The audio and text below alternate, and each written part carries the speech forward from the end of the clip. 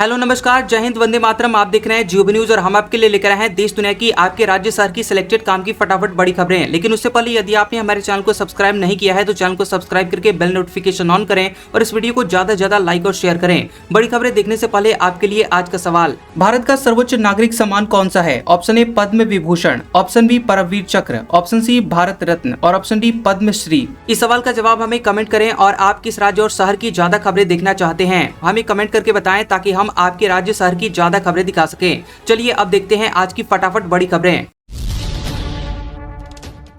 आज से बिना सिम कार्ड के नहीं चलेगा व्हाट्सएप। कमर्शियल गैस सिलेंडर के दाम 31 रुपए तक बढ़े। हवाई सफर महंगा हो सकता है। मार्च में 4 बदलाव। 1 मार्च 2026 से 4 अहम बदलाव होने जा रहे हैं जिसका सीधा असर आपकी जिंदगी पर पड़ने वाला है। देखिए, कमर्शियल गैस सिलेंडर 31 रुपए तक महंगा हो गया है। वहीं ATF के दाम बढ़ने से हवाई सफर महंगा हो सकता है। इसके अलावा अब फोन में एक्टिव सिम के बिना व्हाट्सएप जैसे मैसेजिंग ऐप्स काम नहीं करेंगे। रेलवे का unreserved ticketing system UTS app काम करना बंद कर देगा।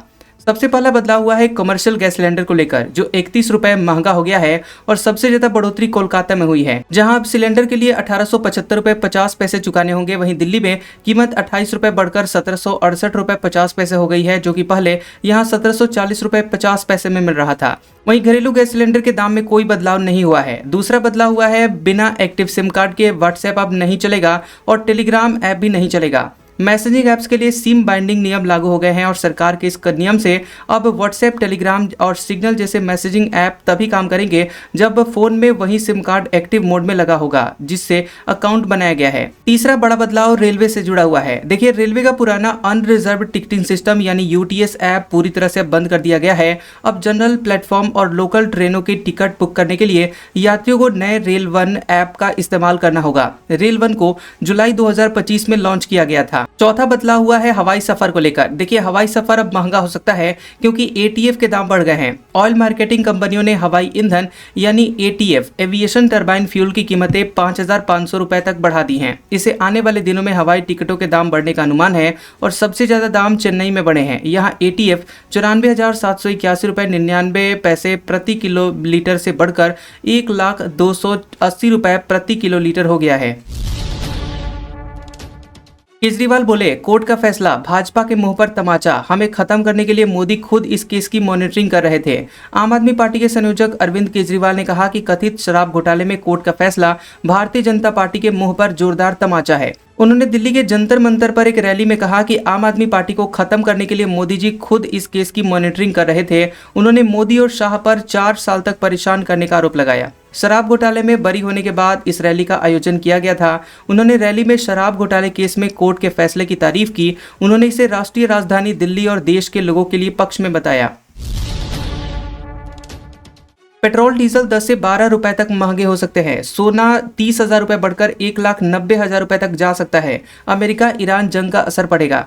अमेरिका और इजराइल के हमले में ईरान के supreme leader Ayatollah Ali Khamenei की जान चली गई है। अगर ये जंग लंबी चली और तेल मार्ग होर्मुज स्ट्रेट बंद हो गया तो कच्चे तेल के दाम बढ़ सकते हैं और इसका असर भारत में तेल, शेयर बाजार और सोना चांदी के दाम पर देखा जा सकता है। देखिए, दिल्ली में पेट्रोल 95 रुपए लीटर से बढ़कर 105 रुपए तक पहुंच सकता है। वहीं डीजल 88 रुपए से बढ़कर 96 रुपए तक जा सकता है और इसकी वजह यह है कि भारत अपनी जरूरत का 90% तेल आयात करता है और इसमें से करीब 50% क्रूड होर्मुज के रास्ते से आता है। एक्सपर्ट्स का मानना है कि अगर ईरान इस रास्ते को ब्लॉक करता है तो इंटरनेशनल मार्केट में कच्चे तेल की सप्लाई घट जाएगी और इस वजह से कीमतें $100 से $120 प्रति बैरल तक जा सकती है। फिलहाल ब्रेंट क्रूड $70 प्रति बैरल के आसपास ट्रेड कर रहा है।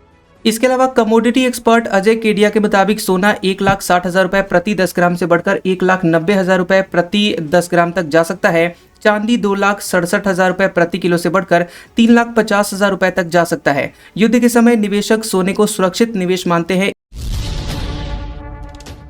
इजराइल ईरान जंग। पाकिस्तान में अमेरिकी दूतावास पर हमला, 12 लोगों की जाने गई। UN ऑफिस में आग लगाई। कतर, दुबई में धमाके। मिडिल ईस्ट में CBSE एग्जाम, भारत में 350 फ्लाइट्स कैंसिल। अमेरिका इजराइल का ईरान पर लगातार दूसरे दिन हवाई हमला जारी है। ईरान भी इजराइल पर और मिडिल ईस्ट के 9 देशों में मौजूद अमेरिकी सैन्य ठिकानों पर एयर स्ट्राइक कर रहा है। वहीं रविवार सुबह ईरान के supreme leader Ayatollah Ali Khamenei की जान जाने की पुष्टि हुई है। पाकिस्तान के कराची में हजारों शिया मुसलमानों ने खामेनी की मौत के खिलाफ सड़कों पर प्रदर्शन किया। इजराइल अमेरिका के खिलाफ नारे लगाते हुए प्रदर्शनकारियों ने अमेरिकी दूतावास में घुसने की भी कोशिश की। इस दौरान सुरक्षा कर्मियों की फायरिंग में 12 से ज्यादा लोगों की जान जाने की खबरें हैं। कई युवक घायल हैं। पाकिस्तान के ही इस करदू में प्रदर्शनकारियों ने यूनाइटेड नेशंस यानी यूएन के ऑफिस में आग लगा दी। ईरान का मिडिल ईस्ट के राज्यों पर लगातार हमला जारी है और सुबह से ही कतर, दुबई, अबू धाबी में मिसाइल और ड्रोन से अटैक हो रहे हैं। कतर में मौजूद भारतीयों ने हमले के वीडियो भी शेयर किए हैं।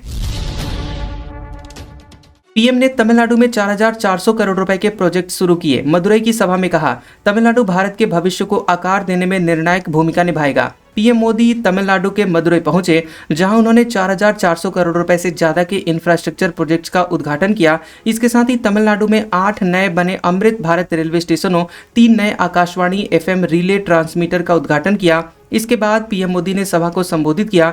मोदी ने कहा कि तमिलनाडु राष्ट्र के भविष्य को आकार देने में निर्णायक भूमिका निभाएगा। हमारा सामूहिक लक्ष्य एक विकसित भारत के लिए एक विकसित तमिलनाडु है। इसके पहले पीएम मोदी ने पुदुचेरी में 2,700 करोड़ रुपए से ज्यादा के अलग अलग डेवलपमेंट प्रोजेक्ट्स का उद्घाटन और आधारशिला रखी।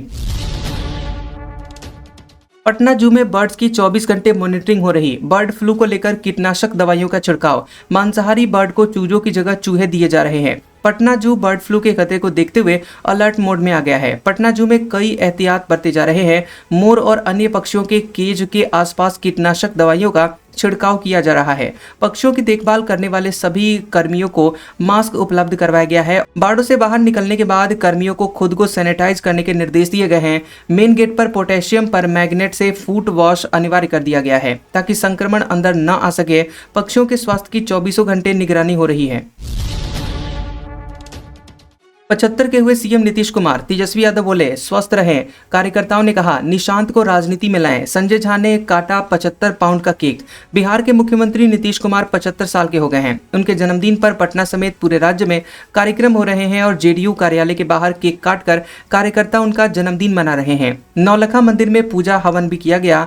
मंत्री मदन सहनी के आवास पर भी केक काटा गया। जहां पर जदयू के कार्यकारी अध्यक्ष संजय झा भी पहुंचे, वहां 75 पाउंड का केक काटा गया। संजय झा ने कहा कि नीतीश बिहार के गौरव हैं, उन्होंने बिहार को बदला है। वहीं नेता प्रतिपक्ष तेजस्वी यादव ने कहा कि सीएम स्वस्थ रहें।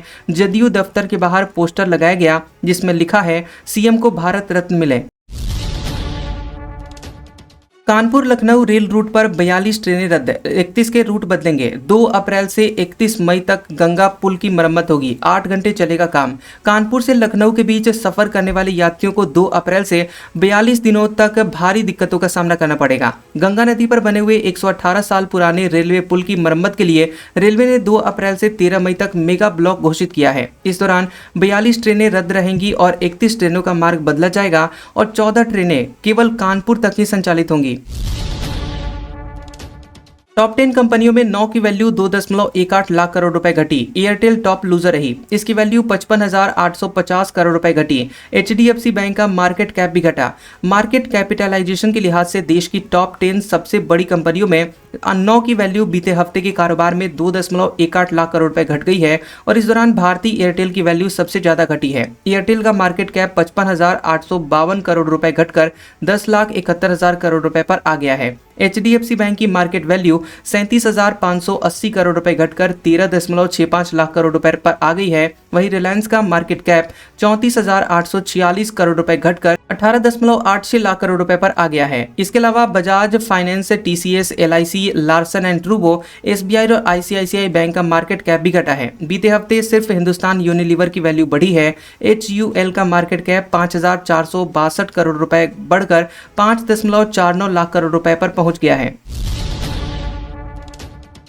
अमेरिका इजराइल ने ईरान पर 24 घंटे में 1200 बम गिराए। सुप्रीम लीडर खामेनेई की जान गई। बेटी, दामाद, बहू, पोती भी मारी गई। ईरान बोला, खतरनाक बदला लेंगे। इजराइल की वायु सेना का कहना है कि उसने अमेरिका के साथ संयुक्त हमले में पिछले एक दिन में ईरान पर 1200 से ज्यादा बम गिराए हैं। इन हमलों में supreme leader Ayatollah Ali Khamenei की जान गई है। उनके ऑफिस कॉम्प्लेक्स पर शनिवार को 30 मिसाइलों से हमला किया गया था। हमले में उनकी बेटी, दामाद, बहू, पोती समेत कॉम्प्लेक्स में मौजूद 40 कमांडर्स भी मारे गए। हमले के समय खामेनेई कमांडर्स के साथ मीटिंग कर रहे थे। इजराइल के प्रधानमंत्री नेतन्याहू ने खामेनेई के मारे जाने की बात देर रात शनिवार को कही थी। इसके कुछ देर बाद अमेरिका के राष्ट्रपति ट्रंप ने भी उनके मारे जाने का दावा किया था। रविवार सुबह ईरान की सरकारी मीडिया एजेंसी तस्नीम और फार्स ने भी इसकी पुष्टि की।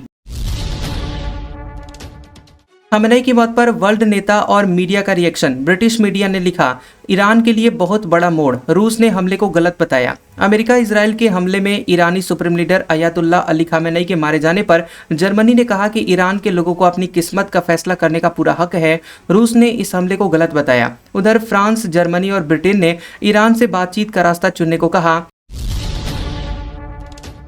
दावा, खामेनेई के बेटे बन सकते हैं ईरान के सुप्रीम लीडर। 2 साल से सत्ता संभालने की ट्रेनिंग ले रहे थे, आखिरी फैसला 88 मौलवी करेंगे। इजराइल और अमेरिका के हमले में ईरान के supreme leader Ayatollah Ali Khamenei की जान जाने के बाद सबसे बड़ा सवाल अब यही है कि उनकी जगह अब कौन लेगा। ये सवाल इसलिए भी काफी अहम है क्योंकि ईरान का सुप्रीम लीडर राष्ट्रपति से भी ज्यादा ताकतवर होता है। ईरान ने अभी नए सुप्रीम लीडर के बारे में कुछ भी नहीं कहा है, लेकिन सरकारी मीडिया, फार्स समेत कई मीडिया रिपोर्ट्स के मुताबिक उनके बेटे मुजतफा खामेनेई इस पद पर चुने जा सकते हैं, जिन्हें पिछले 2 साल से सुप्रीम लीडर बनने की तैयारी चल रही थी। ईरान में सुप्रीम लीडर को रहबर कहा जाता है। रहबर का मतलब होता है मार्गदर्शक या रास्ता दिखाने वाला। 88 मौलवियों की असेंबली सुप्रीम लीडर का चुनाव करती है। दावा, अजीत का प्लेन क्रैश लैंडिंग से पहले पेड़ों से टकराया था। AAIB की रिपोर्ट, विजिबिलिटी कम थी फिर भी विमान रनवे पर उतरा। Aircraft accident investigation bureau AAIB ने बारामती प्लेन क्रैश पर 22 पेज की प्राइमरी रिपोर्ट जारी की है। इस रिपोर्ट में दावा किया गया है कि 28 जनवरी को मुंबई से बारामती जा रहे लियरजेट 45XR एयरक्राफ्ट ने कम विजिबिलिटी के बावजूद रनवे पर लैंडिंग की। रिपोर्ट के मुताबिक एयरक्राफ्ट पहले दाईं ओर मुड़ा, पेड़ों से टकराया और फिर जमीन पर गिर गया। इसके बाद में आग लग गई। इस हादसे में महाराष्ट्र के डिप्टी सीएम अजीत पवार और 4 और लोगों की जानें गई थी। AAIB ने क्रैश साइट के पास के गांव में लगे CCTV फुटेज का हवाला देते हुए कहा कि हादसे से पहले प्लेन दाईं ओर मुड़ा, पेड़ों और फिर जमीन से टकराया, जिससे उसमें आग लग गई और पूरा कॉकपिट कैबिन जल गया। काशी ने बनाया वर्ल्ड रिकॉर्ड, चीन को पछाड़ा। गिनीज बुक में 1 घंटे में सबसे अधिक पौधे रोपने का रिकॉर्ड। मोदी ने गोद लिया था ये गांव। यूपी की आध्यात्मिक नगरी वाराणसी ने अब हरियाली के क्षेत्र में विश्व रिकॉर्ड बनाया है। सुजाबाद डोमरी में 1 घंटे में 2,45,103 पौधे लगाकर चीन के नाम दर्ज गिनीज वर्ल्ड रिकॉर्ड को तोड़ा गया है। इस ऐतिहासिक पल को दर्ज करने के लिए Guinness book of world records की टीम ऋषि नाथ के नेतृत्व में डोमारी में मौजूद रही। इससे पहले चीन में 2018 में 1 घंटे में 1,53,981 पौधे लगाकर रिकॉर्ड बनाया गया था। दरअसल नगर निगम क्षेत्र में करीब 1 साल पहले शामिल डोमरी गांव में 350 बीघा क्षेत्र को आधुनिक शहरी वन परियोजना के तहत विकसित किया है और अभियान के तहत 1 घंटे में मियावाकी टेक्निक से पौधरोपण का रिकॉर्ड बनाने की पहल की गई। बिहार में 8 चीनी मिल हमेशा के लिए बंद। पीएम मोदी ने जिस मिल की चीनी से चाय पीने का वादा किया था वो भी अब कभी नहीं खुलेगी। खबर है कि पीएम मोदी ने वादा किया था कि अगली बार जब मैं आऊंगा तो मोतिहारी की चीनी मिल की चीनी से ही बनी हुई चाय पीऊंगा। हकीकत अब यह है कि मोतिहारी का चकिया और हनुमान शुगर मिल अब कभी चालू नहीं होंगे। कारण यह है कि चीनी मिल की 60% से ज्यादा जमीनें बिक गई हैं। यहाँ की मशीनें बर्बाद हो चुकी हैं। ये पूरा इलाका घनी आबादी से घिर चुका है और ऐसे में अब इस चीनी मिल का चालू हो पाना संभव नहीं दिख रहा है। केवल एक मोतिहारी की चीनी मिल ही बंद नहीं पड़ी है, बल्कि 8 से ज्यादा चीनी मिलें अब दोबारा चालू नहीं हो पाएंगी। इनमें हथुआ, वारिसलीगंज, गुरारू, गोरौल, सिवान, न्यू सावन, लोहट और बनमन की चीनी मिलें शामिल हैं। इन चीनी मिलों के चालू नहीं होने की संभावना को देखते हुए सरकार की तरफ से इनकी 2442 एकड़ जमीन प्रायोरिटी सेक्टर इंडस्ट्री की शुरुआत के लिए बियाडा को ट्रांसफर कर दिया गया है। आज का सुविचार, इतने छोटे बनिए कि हर कोई आपके साथ बैठ सके और इतने बड़े बनिए कि जब आप खड़े हों तो कोई और बैठा न रहे। कैसा लगा ये वीडियो हमें कमेंट सेक्शन में जरूर बताएं। वीडियो पसंद आया हो तो वीडियो को लाइक और शेयर करें और ऐसी इंटरेस्टिंग वीडियोस देखने के लिए हमारे चैनल GOB न्यूज को सब्सक्राइब करें और बेल आइकॉन को दबाएं। और हमारे ओल्ड और लेटेस्ट वीडियोस देखने के लिए हमारे प्लेलिस्ट और कम्युनिटी टैब को जरूर चेक करें। तो मिलते हैं अगले वीडियो में, तब तक के लिए आपका शुक्रिया।